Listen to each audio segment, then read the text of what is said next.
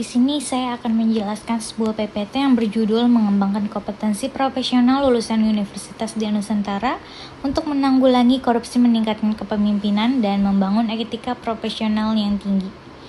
Oke, lanjut untuk slide selanjutnya. Di sini ada slide 1 yang dimana saya akan menjelaskan Universitas di Nusantara adalah institusi pendidikan yang tinggi yang berkomitmen mencetak generasi unggul, inovatif, dan berkarakter.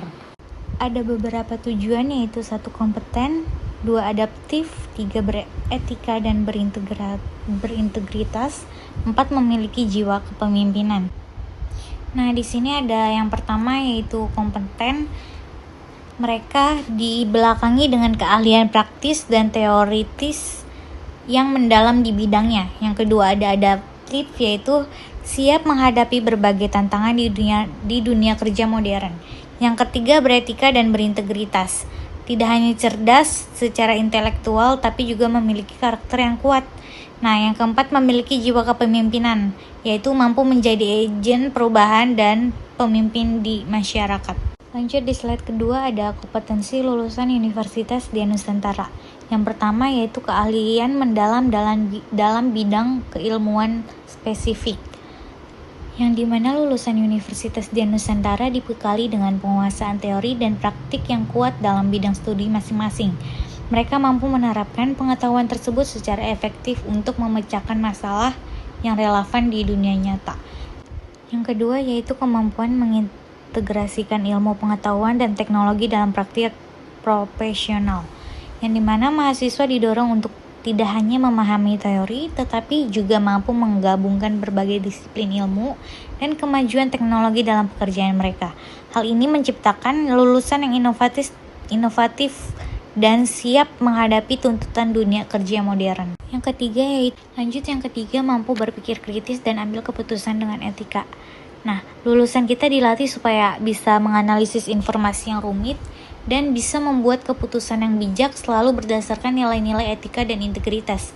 Yang keempat, kepemimpinan yang efektif, bertanggung jawab, dan peka terhadap isu sosial. Nah, di sini selain pintar, mereka juga diharapkan jadi pemimpin yang bisa menginspirasi dan peduli sama masalah sosial serta lingkungan sekitar mereka. Yang kelima yaitu kemampuan bekerja sama dalam tim, berkomunikasi secara efektif dalam lingkungan multikultural dan multidisipliner. Nah, yaitu lulusan kita terbiasa bekerja dalam tim yang berbeda dalam latar belakang budaya dan ilmu, serta mampu berkomunikasi dengan jelas dan empati. Yang keenam yaitu pembelajar sepanjang hayat yang menjaga nilai-nilai religius, kemanusiaan, dan etika profesional. Yang dimana selain pintar secara akademik, mereka juga terus belajar sambil menjaga nilai-nilai agama, kemanusiaan, dan profesionalisme dalam karirnya. Yang ketujuh yaitu adaptif terhadap perubahan dan tantangan dunia kerja, yang dimana dunia kerja itu dinamis, makanya lulusan kita siap belajar hal baru dan menyesuaikan diri dengan perubahan di industri dan masyarakat. Nah, di slide selanjutnya yaitu kompetensi berdasarkan CMPK. Apa itu CMPK? CMPK itu standar kemampuan yang harus dimiliki mahasiswa setelah selesai belajar suatu mata kuliah atau program studi. Bukan cuma soal ilmu dan keterampilan, tapi juga sikap dan karakter yang penting buat sukses di dunia kerja. Yang pertama ada sikap religius dan menjunjung tinggi nilai kemanusiaan. Nah, di sini mahasiswa diharapkan punya kesadaran spiritual dan moral yang kuat serta menghargai nilai-nilai kemanusiaan. Sikap ini bisa bikin kita bisa bertindak dengan etis dan penuh empati, baik di kehidupan sehari-hari maupun di dunia kerja. Yang kedua, ketaatan pada hukum, disiplin, dan integritas yang tinggi. Nah, mahasiswa harus taat pada aturan, disiplin dalam menjalankan tugas, dan selalu jujur serta bertanggung jawab. Dengan begitu, lulusan kita dipercaya dan bisa diandalkan di lingkungan kerja maupun di masyarakat. Lanjut, pengembangan karakter untuk meningkatkan etika dalam profesionalisme dan sosial. Nah, di sini lulusan diharapkan punya karakter positif, bisa kerja sendiri tanpa banyak diawasi, dan hasil kerjanya selalu bagus. Kemandirian ini penting supaya bisa atasi tantangan dengan baik. Nah, yang keempat, karakter yang baik dengan kinerja mandiri yang bermutu. yang dimana proses membentuk karakter itu nggak berhenti, supaya nilai-nilai jujur, tanggung jawab, dan peduli lingkungan sosial itu selalu terjaga sepanjang karir. Yang terakhir yaitu kolaborasi dan kerjasama yang sinergis di tingkat individu maupun tim, yang dimana kemampuan buat kerja bareng orang lain, baik dalam kelompok kecil maupun tim besar. Nah, itu sangat penting. Kerjasama yang bagus bikin hasil kerja lebih maksimal dan suasana kerja juga jadi menyenangkan. Lanjut di slide berikutnya, yaitu ada korupsi dan integritas dalam dunia kerja. Nah, di sini ada pengertian dan dampak korupsi. Nah, korupsi itu apa sih? Korupsi itu adalah saat seseorang menyalahgunakan kekuasaan atau jabatannya buat keuntungan diri sendiri atau kelompok yang akhirnya merugikan negara dan masyarakat yang banyak. Nah, dampaknya gimana sih? Korupsi bikin ekonomi jadi lambat, kemiskinan makin banyak, investasi berkurang, pelayanan publik jadi jelek, dan masyarakat jadi nggak percaya sama pemerintah atau organisasinya. Kenapa integritas itu penting? Integritas itu artinya kita harus jujur, disiplin, dan punya etika dalam kerja. Orang yang punya integritas pasti nolak korupsi, kerja dengan transparan, dan bertanggung jawab. Nah, contoh korupsi di tempat kerja itu misalnya terima suap, ngubah-ngubah laporan supaya enak dilihat, atau salah pakai fasilitas kantor. Kalau kayak gitu, reputasi organisasi jadi rusak dan kerjaan jadi nggak maksimal. Nah, di sini cara jaga integritas dan cegah korupsi itu yaitu pertama ada patuhi aturan yang ada, yang kedua tolak gratifikasi atau hadiah yang nggak semestinya, yang ketiga jujur saat buat laporan, yang keempat berani laporin kalau ada pelanggaran, yang kelima terus belajar soal etika lewat pelatihan. Nah, kalau budayanya integritas kuat di tempat kerja, suasananya pasti jadi sehat, profesional, dan dipercaya semua orang. Lanjut di slide berikutnya dengan judul strategi untuk mencegah korupsi. Nah, di sini ada prinsip pencegahan korupsi. Yang pertama transparansi, yang kedua akuntabilitas, yang ketiga sistem pengawasan efektif. Yang pertama transparansi, yaitu semua informasi dan keputusan harus terbuka supaya nggak ada yang disembunyikan. Nah, yang kedua yaitu akuntabilitas, yang dimana setiap tindakan dan keputusan harus bisa dipertanggungjawabkan. Artinya kita harus siap menjelaskan kenapa melakukan sesuatu. Nah, yang terakhir itu sistem pengawasan efektif. Nah, yang dimana ada pengawasan yang jalan dengan baik dari dalam maupun luar organisasi, supaya semuanya itu berjalan dengan sesuai aturan. Lanjut, untuk penguatan sistem pengadilan internal dalam organisasi dilakukan melalui penerapan SOP yang ketat, audit internal yang berkala dan independen, serta pengelolaan risiko yang proaktif untuk mencegah potensi korupsi sejak dini. Selain itu, pelatihan anti korupsi bagi seluruh anggota organisasi yang penting untuk meningkatkan pemahaman dan kesadaran akan pentingnya integritas. Upaya ini perlu didukung dengan penanaman sikap disiplin dan bertanggung jawab melalui pembentukan budaya kerja yang menjunjung tinggi etika, penerapan sistem reward and punishment yang adil, serta dorongan agar setiap individu bertanggung jawab atas tugas dan penggunaan sumber daya organisasi secara jujur dan transparan. Di slide selanjutnya yaitu kemampuan berkomunikasi yang efektif. Nah, di sini kenapa komunikasi itu penting? Yang pertama, komunikasi itu kunci supaya pekerjaan lancar dan kita bisa bekerja sama dengan teman-teman kita di kantor. Yang kedua, kalau komunikasi kita bagus, kita bisa menghindar salah paham dan kerja jadi lebih cepat dan efektif. Nah, apa itu komunikasi verbal dan non-verbal? Nah, komunikasi verbal menggunakan kata-kata bisa lewat ngomong langsung atau tulisan, misalnya saat presentasi, rapat, kirim email, atau ngobrol. Yang kedua, komunikasi non-verbal, yang dimana menggunakan bahasa tubuh, ekspresi wajah, gerakan tangan, atau cara bicara yang ikut menyampaikan pesan. Misalnya, kontak mata yang baik, sikap tubuh yang ramah, dan ekspresi wajah yang mendukung kata-kata kita. Nah, lanjut di sini ada teknik berkomunikasi. Yang pertama, mendengarkan secara aktif. Nah, di sini kita harus dengerin dengan penuh perhatian jangan sambil mikir hal lain, supaya kita benar-benar ngerti apa yang disampaikan. Nah, yang kedua itu memberi umpan balik konstruktif. Nah, yang dimana kalau mau kasih saran atau kritik, bilang dengan cara yang baik agar orang gak merasa disalahkan gitu. Nah, yang ketiga itu mengelola konflik, yang dimana kalau ada masalah kita harus membicarakan secara terbuka supaya bisa cari solusi bareng-bareng. Nah, pengaruh komunikasi di tempat kerja yaitu yang pertama, komunikasi yang baik bikin hubungan antara tim jadi lebih kuat dan kerjasama semakin lancar. Nah, yang kedua, bantu kita buat keputusan yang tepat karena informasi yang diterima jelas dan lengkap. Yang ketiga yaitu menciptakan suasana kerja menjadi nyaman, harmonis, dan bikin semua orang semangat kerja. Nah, lanjut di sini ada kepemimpinan yang efektif dalam tim.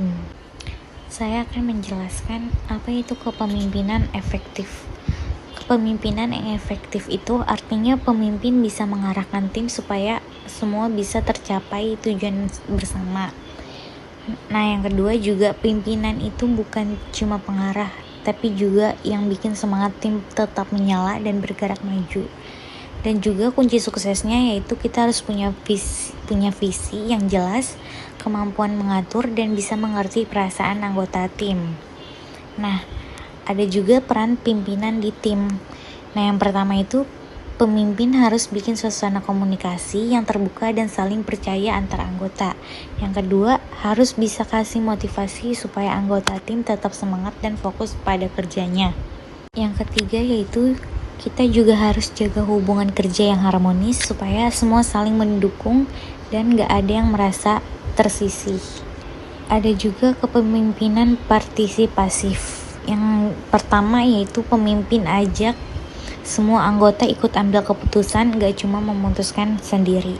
Yang kedua, kita harus mendengarkan ide dan masukan dari semua orang di tim.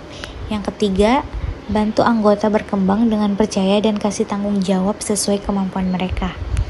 Contoh kepemimpinan yang efektif dalam tim, misalnya dalam sebuah proyek yang berhasil, pemimpin bisa mengatur tim dengan baik, menyelesaikan masalah atau konflik dengan cepat, dan menyesuaikan cara pimpin sesuai kebutuhan tiap anggota.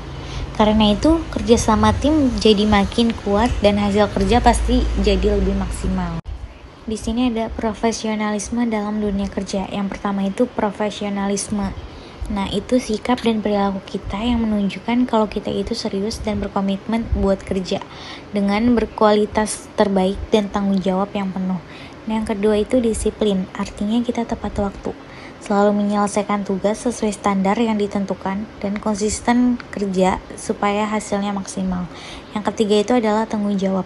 Berarti kita sadar kalau pekerjaan kita nggak cuma berpengaruh buat diri sendiri, tapi juga buat tim dan organisasi secara keseluruhan.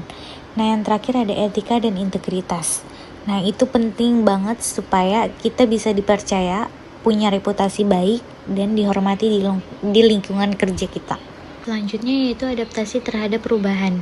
Nah, dunia kerja sekarang berubah dengan cepat karena teknologi maju, tren baru, dan cara kerja yang juga ikut berubah.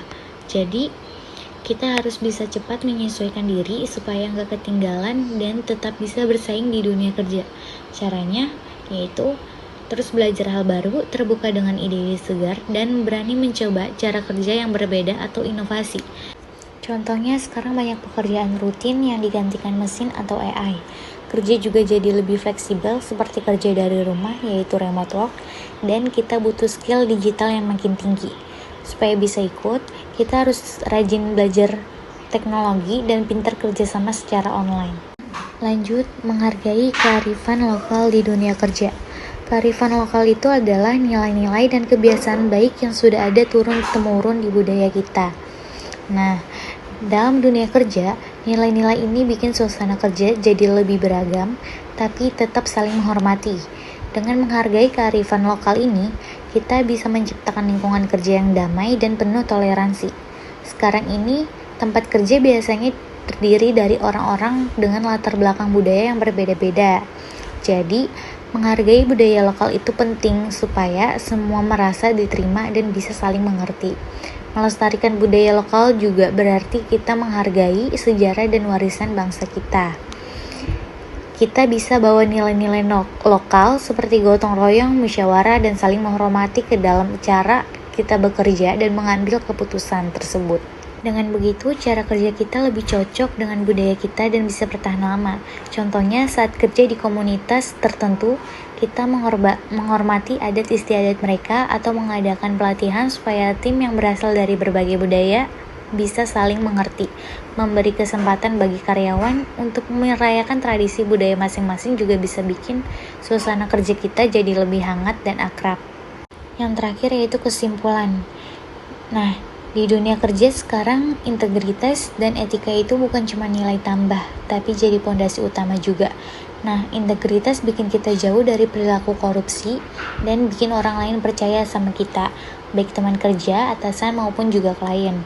Nah, etika kerja yang kuat memastikan setiap tindakan kita berdasarkan moral yang benar dan profesional.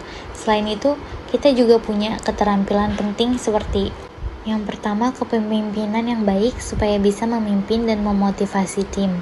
Yang kedua, komunikasi yang efektif supaya ide dan solusi kita bisa diterima dengan jelas. Yang ketiga, kemampuan beradaptasi.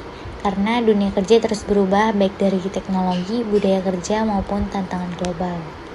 Lanjut, sebagai lulusan Universitas di Nusantara, kita nggak cuma harus pintar secara akademik, tapi juga punya nilai-nilai kuat seperti religius, kemanusiaan, dan integritas. Nilai-nilai ini harus terlihat dalam setiap tindakan kita di dunia kerja, baik saat memimpin, berinteraksi dengan teman kerja, atau saat mengambil keputusan penting. Jadi, profesional itu bukan cuma soal keahlian teknis, tapi juga soal disiplin, tanggung jawab, dan kemampuan kerjasama. Kita juga harus peka dengan isu sosial dan budaya karena dunia kerja sekarang sangat beragam dan kompleks. Kesimpulannya, profesional masa kini harus jadi pribadi yang lengkap, pintar, beretika, punya integritas, dan peduli dengan lingkungan sosial sekitar. Nah, di sini ada profil pembicara. Dengan atas nama Sania Bidafidinilah, dengan NIM 121241159. Program studi S1 Akuntansi, mata kuliah Pendidikan Karakter.